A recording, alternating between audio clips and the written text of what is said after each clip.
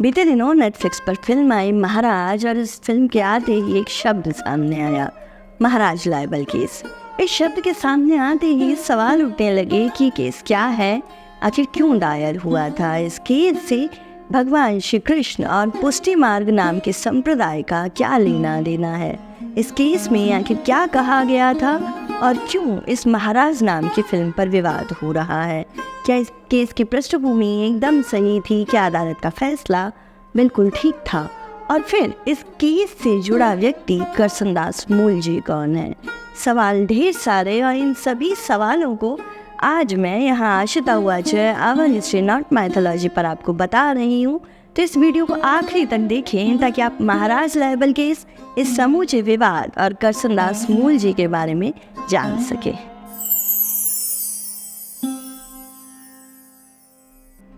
महाराज libel case की जो पूरी की पूरी शुरुआत हुई वो हुई गुजरात के रहने वाले युवा करसनदास मूलजी के लिखे हुए एक लेख के साथ। गुजरात के इस युवा करसनदास मूलजी ने अपने अखबार सत्य प्रकाश में 21 अक्टूबर 1860 को एक लेख लिखा। उन्होंने इस लेख को नाम दिया हिंदुओं का असली धर्म और वर्तमान के पाखंडी संप्रदाय।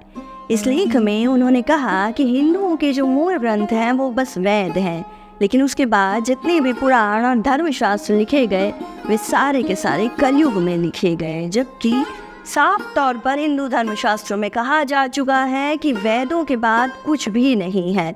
हिंदू धर्मशास्त्रों में युगों का जिक्र है और वहाँ पर ये कहा गया है कि कलयुग में कई सारे पाखंडी धर्मों का उदय होगा। ये पाखंडी धर्म विधर्मी होंगे, धर्म का विरोध करेंगे और आडंबर को बढ़ावा देंगे। तो ऐसे कई सारे विकृत धर्मों ने, कई सारे करप्ट धर्मों ने इस कलयुग में उदय लिया है। करसनदास मूलजी ने इसके बाद ये भी कहा कि कलयुग को शुरू हुए 5000 साल बीत चुके हैं और इन्हीं विधर्मी धर्मों में से एक है महाप्रभु वल्लभाचार्य का पुष्टि मार्ग, जो कि बस अभी 400 साल पहले शुरू हुआ है। करसनदास मूलजी ने उसके बाद ये भी कहा कि रामानंदी, राम स्नेही, पीपा, दादू जैसे कई सारे संप्रदाय जो कलयुग में बन रहे हैं, कलयुग में शुरू हो रहे हैं, ये सारे के सारे आडंबरवाद और पाखंड को बढ़ावा देते हैं। सनातन धर्म के पुराणों और सनातन धर्म के संप्रदायों के ऊपर सवाल उठाने के बाद करसनदास मूलजी ने टारगेट किया महाप्रभु वल्लभाचार्य द्वारा शुरू किए गए पुष्टि मार्ग को। इन महाप्रभु वल्लभाचार्य के जो पौत्र थे, जिनका नाम गोस्वामी गोकुलनाथ जी था, उन्होंने ग्रंथ लिखा सिद्धांत रहस्य की टीका। इस टीका में उन्होंने कहा कि अपनी पत्नी, अपना पुत्र, अपनी पुत्री, अपना धन, अपना सर्वस्व पुरुषोत्तम को समर्पित कर दो। करसनदास मूलजी ने यहाँ पर पुरुषोत्तम शब्द की व्याख्या गुरु से ली और उन्होंने कहा कि इस धर्म पुष्टि मार्ग में कहा गया है कि विवाह के बाद अपनी पत्नी को पहले गुरु को समर्पित कर दो, यानी पहले गुरु को पत्नी का उपभोग करने दो और उसके बाद ही अपनी पत्नी के साथ जीवन बिताओ। अपनी पुत्री और अपने पुत्र भी इसी तरीके से गुरु को समर्पित कर दो। करसनदास मूलजी ने इसके बाद यहाँ तक कहा कि ऐसे संप्रदायों के बारे में बात करते हुए मुझे बहुत दुख होता है, क्योंकि इनकी वजह से हिंदू धर्म में नैतिकता का पतन हो रहा है। अपने इसी लेख में करसनदास मूलजी ने वल्लभ संप्रदाय के एक आचार्य, जिनका नाम जदुनाथ जी ब्रजरत्न जी महाराज था, उनके ऊपर भी प्रश्न उठाए। करसनदास मूलजी ने सूरत में मूल रूप से रहने वाले महाराज यदुनाथ पर कई सारे अनैतिकता और यौन शोषण के आरोप लगाए। इस समूचे आलेख के सामने आने के बाद 25 जनवरी 1862 को इन जदुनाथ जी महाराज ने बॉम्बे प्रेसिडेंसी के सुप्रीम कोर्ट का दरवाजा खटखटाया। उन्होंने मुकदमा दायर किया करसनदास मूलजी और उनकी पत्रिका सत्य प्रकाश के प्रकाशक नाना भाई रुस्तम जी के खिलाफ और कहा कि इन लोगों के इस लेख से मेरी मानहानि हुई है और मुझे मानहानि के फलस्वरूप 50,000 रुपये का हर्जाना चाहिए। जब ये मुकदमा शुरू हुआ तो जदुनाथ महाराज की ओर से 31 गवाह अदालत में पेश हुए और करसनदास मूलजी ने 33 गवाहों को पेश किया। मामले की सुनवाई लगभग 2 महीने तक चली और 4 मार्च 1862 को ये केस पूरा हुआ, जिसके बाद 22 अप्रैल को जस्टिस मैथ्यू रिचर्ड सॉसे ने इस मामले में फैसला सुनाया और उन्होंने कहा कि करसनदास मूलजी ने पत्रकार का कर्तव्य पूरे तरीके से सही निभाया है।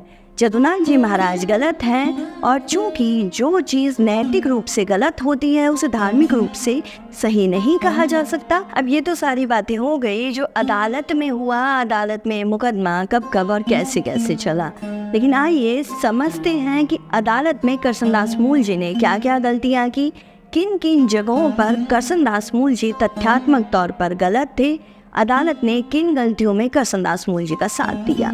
इस समूचे विवाद की जो शुरुआत की करसनदास मूल जी ने, उन्होंने ये कहा कि उन्हें संस्कृत और ब्रज भाषा का बिल्कुल भी ज्ञान नहीं है, जबकि पुष्टि मार्ग के सारे प्रमुख ग्रंथ संस्कृत भाषा में लिखे गए हैं और उससे इतर पुष्टि मार्ग की प्रमुख भाषा ब्रज भाषा है।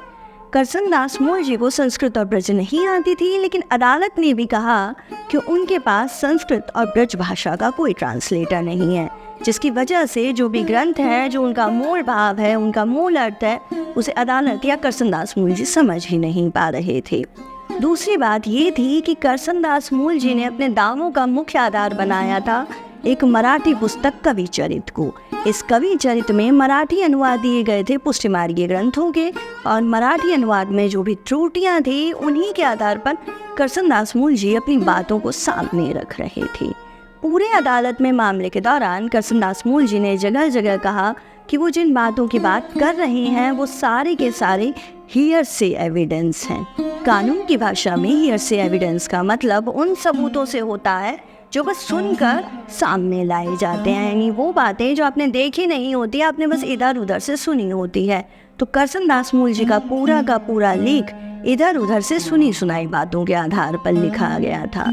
करसनदास मूल जी ने इसके अलावा अपना एक और आधार बनाया था, और वो थे पुष्टि मार्ग में होली के दौरान गाए जाने वाले रसिया के पद, जिनमें भगवान श्री कृष्ण की छवि काफ़ी नटखट तौर पर दिखाई जाती है। लेकिन ये जो धोल पद हैं, ये जो रसिया के पद हैं, इनसे कई प्रमुख पुष्टि मार्ग में बहुत सारे सुंदर सुंदर पद लिखे गए हैं, जिन्हें आम भाषा में आप भजन समझ सकते हैं। उनके बारे में करसनदास मूल जी ने अदालत के सामने कोई भी जिक्र नहीं किया। इसके बाद करसनदास मूल जी ने ये भी कहा कि इस दौर में अनैतिक कार्यों में कई सारे महाराज लिप्त हैं। करसनदास मूल जी ने ये आरोप महाराज जदुनाथ पर लगाया, और महाराज जदुनाथ पर लगे हुए आरोपों के आधार पर ही करसनदास मूल जी और पूरी की पूरी अदालत ने उन महाराज को संप्रदाय का पूरा प्रतिबिंब मान लिया। यानी महाराज जदुनाथ पर आरोप थे, उन आरोपों के आधार पर समूचे संप्रदाय, समूची धर्म शाखा को कलुषित मान लिया गया। इसके अलावा करसनदास मूल जी ने अपनी अदालत की कार्यवाही के दौरान कई जगहों पर कहा कि ईसाई पादरी नैतिकता का पाठ पढ़ाते हैं। करसनदास मूल जी के जब आप अन्य लेखों को भी देखेंगे तो आप पाएंगे कि उनमें ईसाइयत के प्रति काफ़ी झुकाव था। वे अक्सर कहा करते थे कि चर्चों में पादरी धर्म और नैतिकता की शिक्षा देते हैं, लेकिन हिंदू धर्म ग्रंथ जनता को लुभाते हैं, भरमाते हैं, भ्रम में डालते हैं। करसनदास मूल जी ने कहा कि भगवान कृष्ण से जुड़े जो चित्र पुष्टि मार्ग में प्रदर्शित किए जाते हैं वो काफ़ी कामुक होते हैं, इरोटिक होते हैं। भगवान कृष्ण से जुड़े गीत भी बहुत ज़्यादा इरोटिक होते हैं, जिनकी वजह से समूचा समुदाय, भगवान कृष्ण को मानने वाले लोग भ्रष्ट होते हैं, अनैतिक होते हैं। और फिर ये महाराज खुद को कृष्ण बताते हैं, जिसकी वजह से मैसेज और भी ज़्यादा गलत जाता है। करसनदास मूल जी ने कहा कि वल्लभ कुल के लोग अपने आप को भगवान कृष्ण का उपासक मानते हैं, लेकिन भगवान कृष्ण 16,000 पत्नियों के पति थे। ये सारी की सारी चीज़ जो है वो बहुपत्नीवाद को बढ़ावा देती है, पॉलीगैमी को बढ़ावा देती है, जो हमारे समाज के लिए गलत है। करसनदास मूल जी ने एक और आरोप लगाया। उन्होंने कहा कि पुष्टि मार्ग इस बात की पैरवी करता है कि अगर आपको मोक्ष चाहिए तो भगवान श्री कृष्ण के साथ आपको इंटरकोर्स करना होगा। अब चूँकि भगवान कृष्ण अभी नहीं है तो भगवान कृष्ण के प्रतिरूप में अभी जो महाराज, जो आचार्य धरती पे हैं, उनके साथ ये चीज़ करनी चाहिए। लेकिन पुष्टि मार्ग में ऐसा कुछ कहा गया है, इस चीज़ के बारे में कोई भी सबूत करसनदास मूल जी नहीं दे पाए। उन्होंने भगवान श्री कृष्ण की रासलीला को रासलीला महोदधि कहा और इसे एक हाईली इरोटिक एक्ट बताया, लेकिन ऐसा बताने के पीछे भी उनके पास कोई भी प्रूफ नहीं था। अगर बात श्रीमद् भागवत महापुराण की करें तो वहाँ 16,000 गोपियाँ जिनके साथ रासलीला हुई थी, उन्हें विभिन्न वेदों के ऋचाएँ माना गया, ऋषि मुनि माना गया। लेकिन करसन दास मूल जी इस तथ्य से भी पूरी तरीके से अज्ञात थे। उन्होंने अदालत में बार बार ये साफ कहा कि वे वेदों को ही मूल ग्रंथ मानते हैं और पुराण इसके बाद आए हैं, इसलिए पुराण एक निहायत ही आडंबर और पाखंड की दुकान है। दूसरी एक और चीज़ इस पूरे केस के दरमियान कोर्ट में घटी। महाराज जदुनाथ की ओर से 31 गवाह पेश हुए और अदालत ने उन्हें बस इतना ही कहा कि आपको हाँ या ना में जवाब देना होगा। अगर आप हाँ या ना से इतर कुछ भी बोलेंगे तो आप पर अदालत का समय बर्बाद करने का जुर्माना लगेगा। अब जब गवाहों को कटघरे में बुलवाया गया तो उनसे पूछा गया कि आपके पुष्टि मार्ग में आप गुरु को भगवान का दर्जा देते हैं या नहीं देते हैं। किसी भी पुष्टि मार्ग के लिए इस प्रश्न का उत्तर हाँ या ना में देना बहुत कठिन था, क्योंकि इस प्रश्न की अपने आप में एक बड़ी विस्तृत व्याख्या होती है। जब महाराज जदुनाथ के गवाहों ने कोशिश की कि वे अपनी बात रख सके तो अदालत ने उस समय के हिसाब से उन पर 100 रुपए का जुर्माना लगाया और इस समूचे मामले में आरोप बस केवल मात्र महाराज जदुनाथ पर थे, लेकिन उनके बहाने पूरे पुष्टि मार्ग की छवि को धूमिल करने की कोशिश की गई। भगवान श्री कृष्ण पर कई तरीके के आक्षेप लगाए गए। अब जैसा कि अभी मैंने थोड़ी देर पहले ही कहा है कि वहाँ अदालत में महाराज जदुनाथ की ओर से जो 31 गवाह आए थे उनसे पूछा गया कि आप क्या गुरु को भगवान मानते हैं। इस प्रश्न का उत्तर अगर आप स्पष्ट रूप से समझना चाहें तो मैं कहूँगी कि महाप्रभु वल्लभाचार्य जी ने अंतःकरण प्रबोध में कहा है, इति श्री कृष्णस्य दासस्य वल्लभस्य हितवचम, यानी कि मैं वल्लभ भगवान श्री कृष्ण का दास हूँ। महाप्रभु वल्लभाचार्य ने स्वयं को हमेशा श्री कृष्ण का दास माना। उन्होंने खुद हमेशा तनुवितजा सेवा की। उन्होंने हमेशा यही कहा कि कोई भी अगर स्वयं को श्री कृष्ण के तुल्य मानेगा, श्री कृष्ण के बराबर मानेगा तो एक बहुत बड़ा जघन्य अपराध है। अगर मेरे वंशज, मेरे बाद आने वाले, मेरी आने वाली पीढ़ियों के लोग अगर खुद को भगवान श्री कृष्ण के समतुल्य समझेंगे तो अपना गुरुत्व, अपना आचार्यत्व नष्ट कर देंगे। महाप्रभु वल्लभाचार्य की इन्हीं बातों को उन्हीं के वंश में जन्मे महाप्रभु हरिराय जी ने भी कहा। हरिराय जी ने बरहीमुख निरूपणम में कहा कि अगर कोई भी व्यक्ति अपने धन में, अपने घर में, अपने अहंकार में, अपनी रिश्तेदारी में बहुत ज़्यादा आसक्ति ले आता है, भगवान श्री कृष्ण से विमुख हो जाता है या फिर खुद को भगवान समझकर अपनी ही पूजा करवाने लगता है, तो ऐसे लोगों पर भगवान निश्चित रूप से कुपित होते हैं। महाप्रभु श्री हरिराय जी ने ये भी कहा कि पुष्टि मार्ग में बस आचार्य त्रयी हैं और हमें उन तीनों का ही सम्मान करना चाहिए। ये 3 लोग हैं, महाप्रभु वल्लभाचार्य खुद, जिन्होंने पुष्टि मार्ग शुरू किया, और उनके दोनों पुत्र यानी कि गोपीनाथ जी और गोसाई विट्ठलनाथ जी। तो जब इस संप्रदाय में हर जगह यही कहा गया कि आचार्य आचार्य हैं, महाप्रभु वल्लभाचार्य वैश्वानर अवतार हैं, परंतु वे भी स्वयं को श्री कृष्ण का दास कह रहे हैं, तब करसन दास मूल जी इन सारे ग्रंथों को अदालत के सामने क्यों नहीं लेकर आए। उन्हें संस्कृत नहीं आती थी, अदालत को संस्कृत नहीं आती थी, लेकिन इसका आशय ये कतई नहीं था कि इन संपूर्ण सिद्धांतों को ना समझते हुए अदालत के सामने एक अधकचरा मामला रख दिया जाए। अदालत के सामने लाया गया काला भाई लल्लू भाई को और लक्ष्मीदास खीम जी को।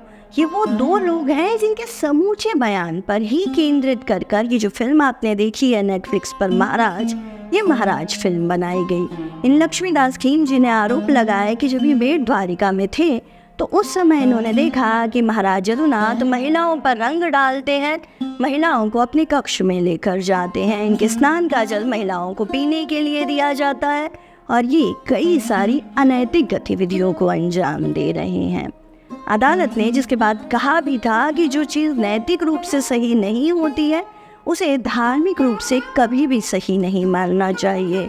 और मैं यहाँ ये साफ कर देना चाहूँगी कि हाँ, जो चीज़ नैतिक रूप से गलत है वो 100% हर परिस्थिति में गलत ही होती है, लेकिन किसी भी एक गलत व्यक्ति की वजह से किसी समुदाय, किसी वर्ग, किसी धर्म पर प्रश्न चिन्ह लगाना अपने आप में सबसे बड़ी गलती है।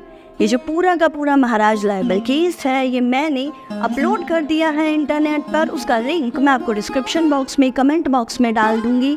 आप कमेंट बॉक्स देखें, डिस्क्रिप्शन बॉक्स देखें, इस केस के सारे दस्तावेज़ों को आप पढ़ें।